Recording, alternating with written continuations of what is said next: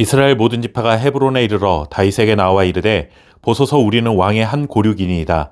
전에 곧 사울이 우리의 왕이 되었을 때에도 이스라엘을 거느려 출입하게 하신 분은 왕이시었고 여호와께서도 왕에게 말씀하시기를 내가 내 백성 이스라엘의 목자가 되며 내가 이스라엘 주권자가 되리라 하셨나이다 하니라. 이에 이스라엘 모든 장로가 헤브론에 이르러 왕에게 나아오매 다윗 왕이 헤브론에서 여호와 앞에 그들과 언약을 맺음에 그들이 다윗에게 기름을 부어 이스라엘 왕으로 삼으니라. 아멘. 인생을 살다 보면 언제쯤이면 상황이 정리될까?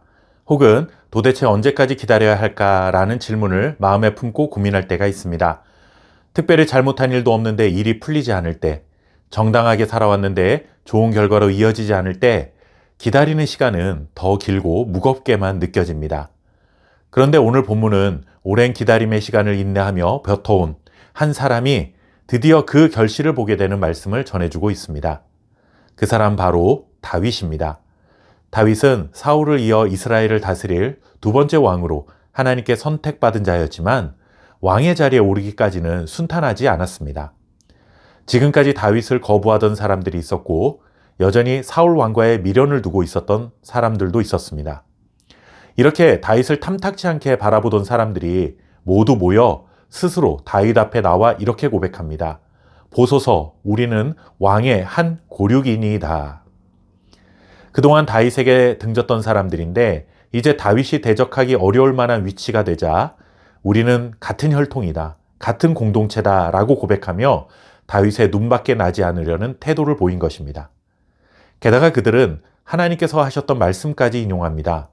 여호와께서도 왕에게 말씀하시기를 내가 내 백성 이스라엘의 목자가 되며 주권자가 되리라 하셨나이다.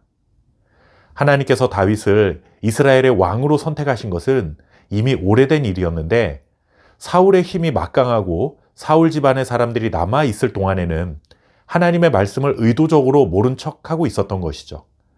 그러다가 이제 사울 집안이 몰락하게 되고 반대로 다윗의 힘이 강해지자 다윗 당신이 이스라엘의 왕이 된 것은 하나님께서 이미 약속하셨던 것이 성취된 것입니다. 라고 이제야 인정하게 된 것입니다.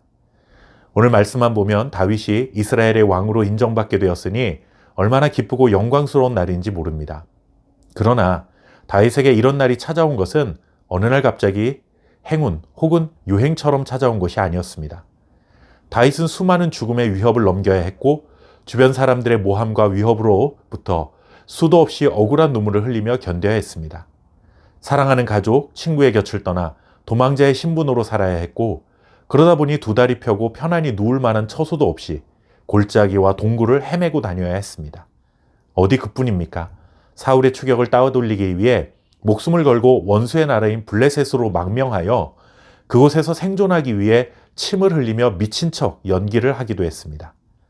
그러다가 자신의 생명을 위협하던 사울이 전쟁에서 죽임을 당해서 이스라엘 왕의 자리가 공석이 되었습니다. 하나님께서 사울의 뒤를 이을 왕으로 다윗을 이미 선택해 놓으셨으니 곧바로 다윗이 왕의 자리에 앉으면 될 것 같았습니다. 그런데 다윗이 기다려야 하는 시간은 그게 끝이 아니었습니다. 다윗이 왕의 자리에 앉기는 했지만 이스라엘 전체를 다스리는 왕의 자리가 아니라 유다 지파만을 다스리는 자리였습니다. 그렇게 헤브론에서 왕이 된 후에 다시 7년 6개월이라는 시간을 보내며 하나님의 때를 기다려야 했습니다. 그리고 드디어 오늘 이스라엘 전체를 다스리는 통치자로서 인정받고 그 자리에 앉게 되는 영광스러운 날을 맞이하게 된 것입니다. 사실 다윗이 이런 고난과 역경 속에서 인내하며 살아야 했던 대부분의 시간은 다윗이 왕으로 선택되어 사무엘에게 기름 부음을 받은 이후부터였습니다. 왕이 되리라 꿈을 꾸본 적도 없는 다윗을 하나님께서 일방적으로 선택하셨는데 그로 인해 그는 수년을 고난 속에서 살며 하나님의 때를 기다려야 했던 것이죠.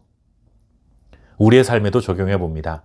하나님을 믿지 않았다면, 하나님을 믿기는 믿어도 신앙생활에 열심을 내지만 않았더라면 만나지 않았을지도 모르는 고난과 기다림의 시간이 우리 앞에 펼쳐질 수 있습니다.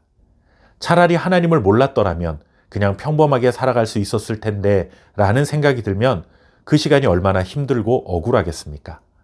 하지만 하나님은 한 번 하신 약속을 절대 잊지 않으시고 반드시 성취하시는 신실하신 분이라는 사실을 기억하시기 바랍니다.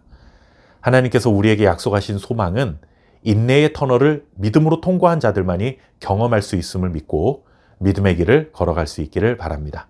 감사합니다.